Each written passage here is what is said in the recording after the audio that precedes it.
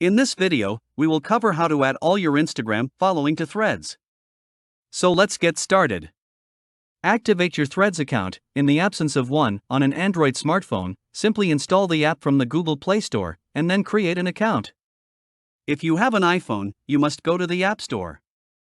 In addition to requiring users to have Instagram and utilize Threads under the same username, Threads is strongly related to the Meta platform Instagram. I'll show you the quickest and most straightforward method for adding your all Instagram followings on the Threads account. Simply open your profile from the right bottom side of the screen. Here, press Follower. There will be options for followers, followings, and pending. Press the following and a list of some of your following will appear. Press See All from here. Now you can individually add your Instagram following of your choice. You will receive a confirmation message for a while. As well, you can also add all your following threads by pressing Follow All. Again, you will receive a confirmation message. Allow this action by pressing the Confirm. It will take a while. And this is how you can add all your Instagram following to Threads.